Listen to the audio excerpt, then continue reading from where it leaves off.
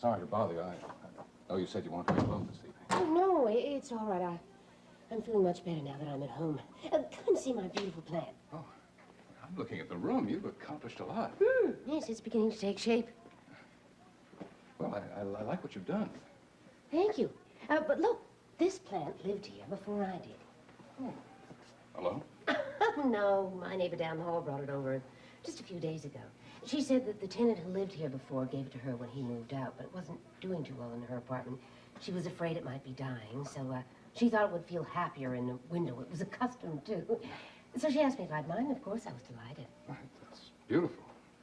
Yes, and look, it's already beginning to improve. See the beginning of the new growth?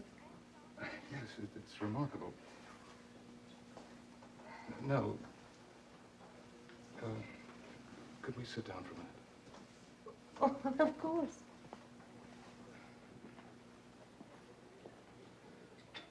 Is something wrong? Well, I don't know. You tell me. This evening I was talking with Roger, and something he said made me think of our conversation in your office this afternoon. Oh? The X-ray you showed me. You said you were doing a consultation for a friend. Yes. Was that your own X-ray now? Have you been living with the knowledge that you could die at almost any moment? Yes.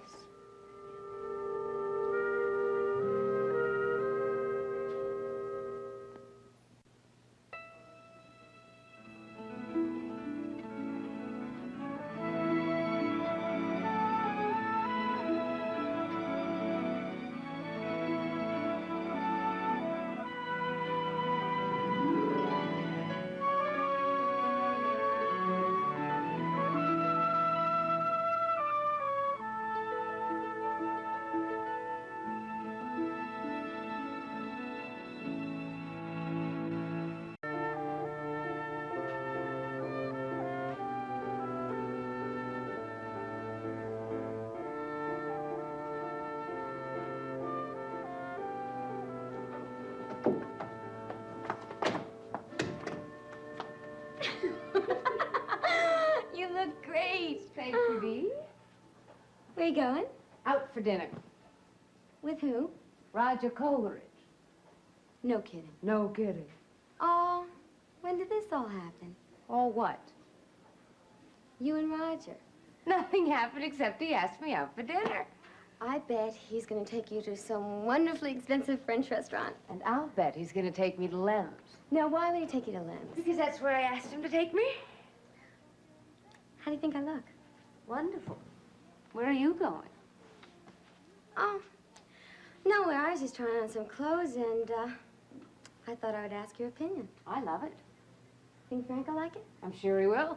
Good. Oh, excuse me.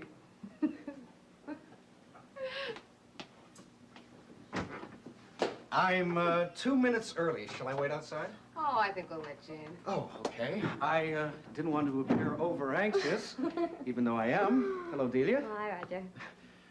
My, what a beautiful reception committee. You two look smashing. Oh, well, then I guess you won't mind if I just come along with you. I'd mind. I better get you out of here, Roger, before you decide to take Delia instead of me. Well, I guess it's going to have to wait until another time, Dee. I'll be waiting. Oh, Roger, do you mind if we go down the back stairs and out through the bar? I want to see Mother before we go. Okay, fine.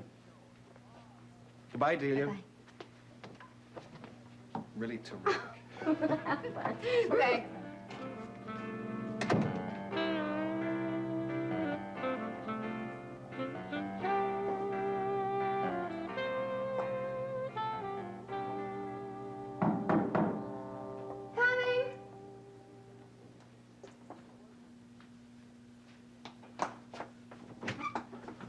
Hello, Miss Ryan. What do you want? I'm looking for Mary. Well, just missed her. Where'd she go? Out. Out where? Out through the bar with Roger Coleridge. Were they going to hospital? Not that I know of. Where were they going? To dinner. Oh. Well, You must be getting ready to go out yourself. You look particularly attractive tonight. Thank you. Do you happen to know where Mary and Roger were going? Listen, I don't think that they would appreciate you crashing the date. I kind of tried to myself, but I got the impression they wanted to be alone. Is that right? Well, I don't want to crash their date, but I need to see Mary right away. I guess it's about the column you wrote about my husband. No, it's about Mary and me. Well, guess you're out of luck tonight. You mind if I use your telephone? I guess not. Thanks.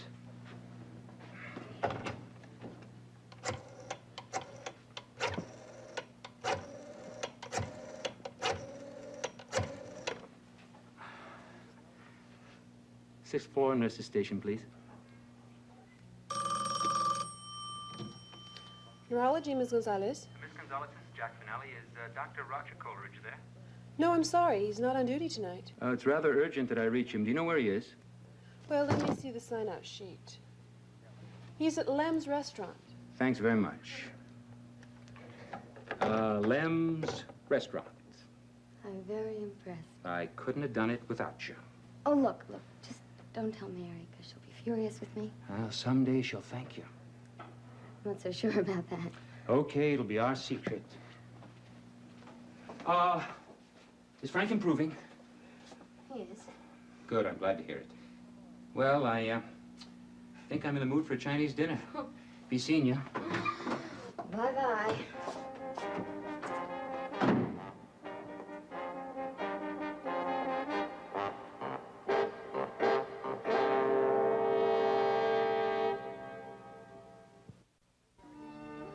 They were my x-rays. Your diagnosis confirmed what I've known for several months. Does anyone else know? No. You didn't say anything to Roger, did you? No, of course not. Thank you. I was hoping to keep it entirely to myself. I'm sorry, I guessed, but now that I know, do you want to tell me about it? What is there to say that you didn't see for yourself? 2 aneurysms, one inoperable and ultimately terminal. When did you suspect the condition? I didn't. I found out quite by accident. How now? Late last fall, I was testing a new radio-opaque material that was designed to provide better contrast, and I decided to use myself as a guinea pig. Well, it was an excellent choice. I turned out to be the perfect study. You didn't say a word to Seneca? No. We were having difficulties, and I didn't feel close enough to tell him. Also, I don't think I really believed it at first. It just didn't seem real. No, I can understand that. And I couldn't bring myself to take any more pictures to either confirm or deny it. Finally, I realized that I had to face it, so I took some more x-rays, and the aneurysms were still there, unmistakably. You still didn't say anything to Seneca? No, I couldn't. I wasn't sure that he cared, and I certainly didn't want his pity. All I wanted was to make the most of every moment that I had left. I didn't want to die before I'd accomplished what I set out to do 6 years ago. And the fact that my research was directly related to my own problem made it all the more urgent for me to get back to it. And that's why you left Seneca and came east? I didn't leave without asking him to come with me. He refused. But if he'd known how urgent it was, he might have made a different decision. Exactly. But a decision based on pity, not love. Well, but now that he's here... No. No, I still don't want him to know. He didn't follow me back here because he loved me. He felt defeated when I wouldn't go to Minnesota with him.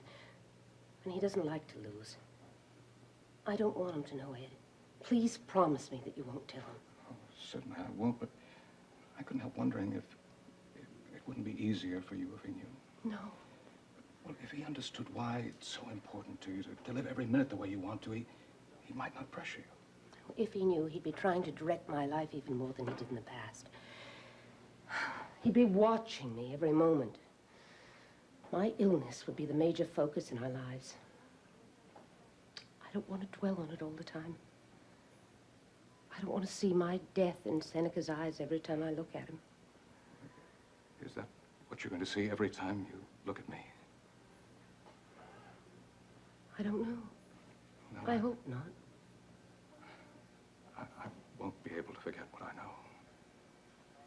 I don't expect you to. No, I wish that my knowing could somehow be helpful. I wish you could feel that you have someone you can talk to when you need to. I do. I was telling you about it. I began to feel a kind of relief. I've never said it aloud before. I could die at any time, and I don't want to. There's nothing I can do about it except use every moment I have left to the fullest. Will you let me help you?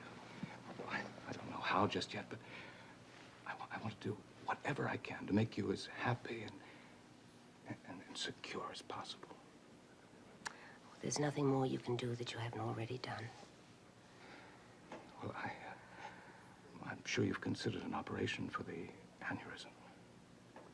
I've considered it and rejected the idea. It would take time that I don't want to waste, and it wouldn't guarantee me any more time. I can understand your decision.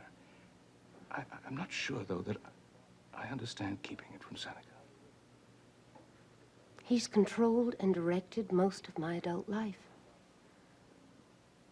What's left of it has to be my own.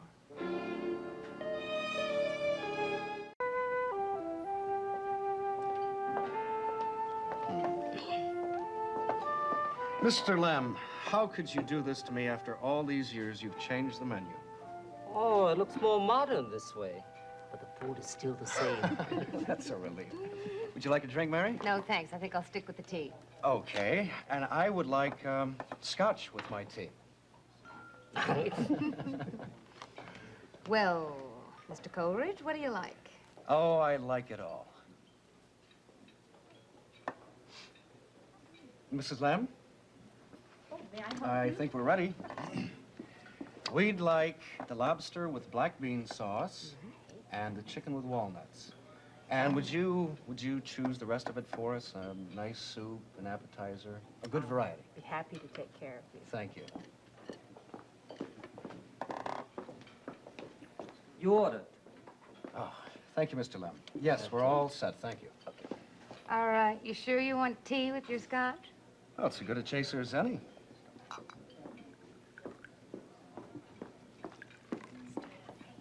Thank you. Thank you. Roger, you were encouraged about Frank this afternoon, weren't you? Oh, yes. You know, the fact that he was able to move that heavy thigh muscle means that the pressure of the blood clot only impaired the functioning of the nerves. It didn't destroy them. Now, doesn't mean to say that we can really tell how much function Frank will ultimately attain. But when there's a little movement, we can always hope for more. You know, I spoke to his therapist this afternoon. She seemed very hopeful. Oh, good. Did she let you, or she's going to let you assist her? Oh, she seemed very pleased about it. Well, I was afraid that if there was any problem, that I was going to have to go to bat for you. You really would have, wouldn't you? Of course. You know, I am beginning to see a whole different side of Roger Coleridge that I never suspected was there. How does it look? Pretty good. You have really been terrific through this thing with Frank, and I'm not the only one who's noticed it. Mother and I feel the same way. I just wish it had happened under better circumstances. But you know, I don't feel the same way that I used to around your family. How did you used to feel? Oh, sort of on the outside looking in. And you wanted to be in? Oh, yes. How I envied the relationship that Dad and Jill and Faith had with your family. I never realized that. I'm sorry you felt left out. No, it was my own fault. I never made an effort to let you know that it really mattered. I've always kind of kept my feelings to myself. Well, I'm glad you're not going to anymore. Well, I'm trying to change, but it can't happen all at once. I think you're doing just fine. You know, I didn't feel so uncomfortable when I came to your house tonight. I guess that's because I knew that Frank and Pat were at the hospital. I'm afraid they've never forgotten that Sunday morning a few years back. Well, I think they know that I'm old enough to take care of myself now. Sour soup. Oh, that looks delicious. Terrific. Oh, it smells delicious. Thank you. With the menu. Well, let's see if it tastes as good as it used to on the old menu.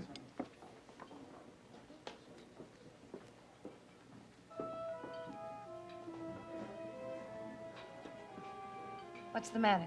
Don't you like it? I'm afraid it's getting a little crowded in here.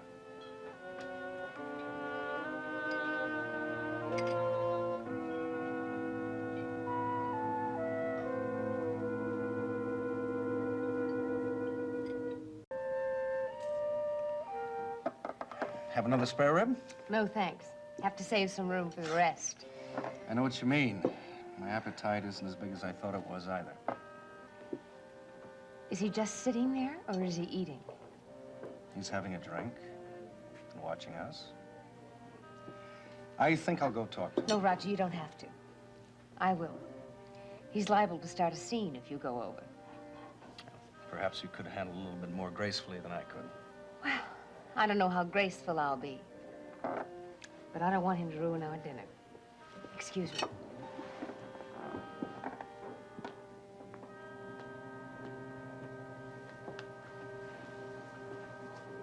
I was hoping you'd join me. Are you enjoying yourself? Not particularly. I'd rather have a drink at Ryan's bar, but I get the feeling I'm not welcome there anymore. You're not welcome here either. Oh? I thought Mr. and Mrs. Lem would appreciate the business. Why are you doing this, Jack? I wanted to see you. I'm sure you have many more important things to do than stare at Roger and me while we try to eat our dinner. There's nothing more important to me than getting things straightened out between us. Things are straightened out between us. You know exactly where I stand, and I know exactly where you stand, and that's the end of it. Fine. Have dinner with me tomorrow night, then? No, The next night? Jack, not ever. I mean it. You can't do this to us. I can't. You're the one who wrote that article. I trusted you, and you broke that trust. I said you could trust me to be honest and fair, and that's exactly what I was. You twisted Frank's words. You implied that he was hiding something, that there was something mysterious about his carrying the money, or that he had some sort of connection with Nick Szabo. All that because you couldn't answer every minute detail about the day of the accident. You call that fair? I believe I was being fair. Let's forget about the article for a minute. Talk about us. The feelings we have for each other apart from Frank or the campaign. Had. Have. I still do. In spite of your extraordinary reaction to the article, I still care about you, and I know damn well you care about me, and I don't see how you can throw it all away over a disagreement about a column I wrote. That wasn't just any column you wrote, Jack. It was a column about my brother. Because was your brother, you expect me to sacrifice my integrity? Would it have been sacrificing your integrity to wait until Frank could more fully answer those questions? Mary, I held back the story longer than I should have as it was. I wanted to give him a chance. That's why I waited until I could talk with him personally. You were there when I talked to him. If you could just look at it objectively for a minute, you'd have to admit I reported the interview exactly as it was. You drew conclusions based on your own prejudice against Frank. You'd made up your mind about Frank long before you ever came up to Riverside to interview him, and nothing he or I said could change your mind. I don't know what to say about that, except that it's not true. You're the one who's never been objective about Frank, but I understand your loyalty to him. But don't write me off, because I don't see him the same way you do. I shouldn't keep Roger waiting. Will you go away now, please, and let me finish my dinner? If I leave, when can we talk? There is nothing more to say. I have more to say. I've been miserable since I saw you yesterday. I couldn't believe you could dismiss what we had between us so easily. I thought it was as special and important to you as it was to me. I guess I was wrong. No, you weren't. It meant a great deal to me, too. Then why are you destroying it? I didn't destroy it, Jack. You did.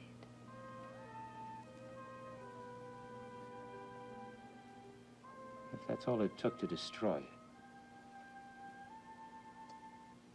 maybe it was worth a lot less than I thought.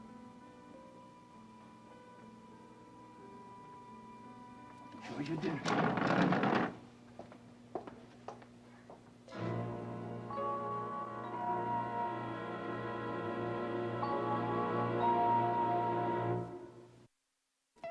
In Port Charles, revenge is a priority, relationships are disposable, and good medical care is a necessity. Keep up with this fast-paced city with an all-new episode of General Hospital, weeknights at 10 on SoapNet.